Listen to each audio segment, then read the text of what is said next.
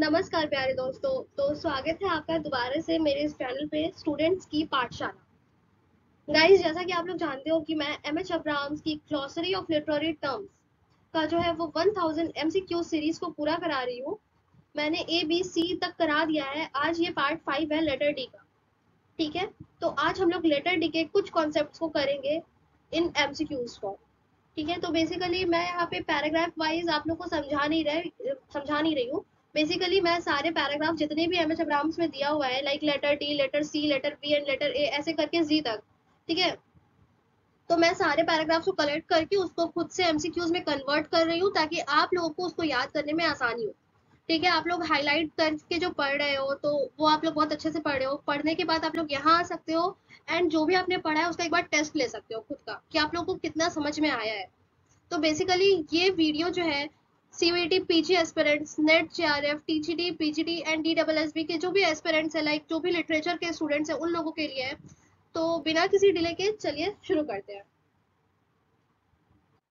First question हमारा ये है, Dravanian literary studies emphasize the dash of human beings, social, biological, cultural, and economic. So the answer is biological. Next, Joseph Carroll's evolution and literary theory opposes which mode of criticism? So this is post-structuralist. Okay, next देखते हैं हम लोग. Dravanian literary studies focus on the dash of literature. So the answer is themes. Okay, हमारा question है next. Dravanian criticism emphasizes the importance of dash in literature. Power, status, wealth, reproduction. So the answer is reproduction. Okay. Next देखते हैं. Dravanian criticism is seen as variant of dash criticism. This is archetypal criticism. Okay. Next. Dravanian literary studies oppose which form of criticism? Linguistically oriented. Okay. Dravanian literary studies view human culture as influenced by biological factors.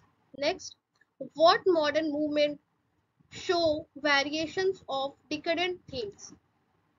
Surrealism. What concept of decadent literature oppose? Naturalistic norms. Which literary work by Oscar Wilde is considered as a decadent masterpiece? So the answer is Picture of Dorian Gray. In which decade did the decadent movement reach its height? 1880s. What is the main characteristics of decadent literature? High artifice and bizarre subject matter. Who is the notable artist associated with English decadence? Aubrey Beardsley. Which work is a representative product of English decadence? The Picture of Dorian Gray. Who is considered a central figure in decadent movement in France? Théophile Gautier. What is the central theme of decadent movement? Rejecting conventional morality. Option number C. What term does Derrida use to describe the effect produced by language? Certainties. Derrida's view assert that linguistic meanings lack certainty. What does Derrida argue about signified meaning of a word? It is never fully present or absent. Option number C. According to Derrida, linguistic meaning are based on differences. According to Derrida, what is the primary characteristic of Western culture regarding language? Logocentric. What is the originator of the concept of deconstruction in criticism? Jacques Derrida. Sorry, यहाँ मैंने what बोल दिया, यहाँ who है. Okay, सो हमारा जो इसका answer होगा वो होगा option number C. Okay, what is the primary aim of deconstructive reading is option number C. So guys, यहाँ पे होता है मेरी स्लाइड्स का एंड. अगर आप लोग को वीडियो पसंद आई होगी तो लाइक करना, शेयर करना एंड सब्सक्राइब कर देना. गाइज देखो, ये जो एमसीक्यूज की जो सीरीज चल रही है ना, यहाँ पे हम लोग 1000 एमसीक्यूज को पूरा करने वाले हैं.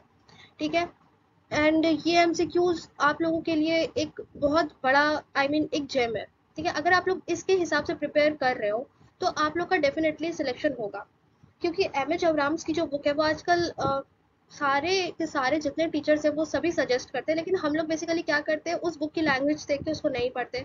बहुत लोग ऐसा करते हैं, ठीक है। मेरे बहुत सारे स्टूडेंट्स हैं जो कि बोलते हैं कि मैम नहीं होगा नहीं होगा, बट मैं आपको बता रही हूँ, अगर आप लोगों ने इस बुक को पढ़ लिया तो मानो या ना मानो आपको एक एक्सपर्टीज हासिल हो जाएगी लिटरेचर पे, ठीक है। तो बेसिकली सारे स्टूडेंट्स पढ़ते नहीं है, और जो नहीं पढ़ते हैं मैं उनके लिए भी ये एमसीक्यू सीरीज चला रही हूँ। तो बच्चों, अगर आप लोग उसको नहीं पढ़े तो कम से कम एमसीक्यूज देख लो, आप लोग को एक बेसिक आइडिया मिल जाएगा, है ना।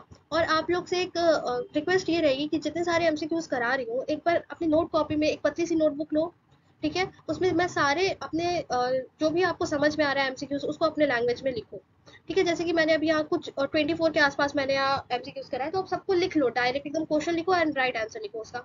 और जब आप लोग का एग्जाम जब नजदीक आए तो उसको एक बार रिविजन कर लो, या फिर उसको एक बार पलट के देख लो, ठीक है। उसको पलट के देख लो, फिर वापस से वीडियो में आओ और बिना स्किप किए वीडियो को खुद से टिक लगाओ कि आपका कितना सही हो रहा है। इससे क्या होगा ना कि आप लोग की एक तैयारी हो जाएगी।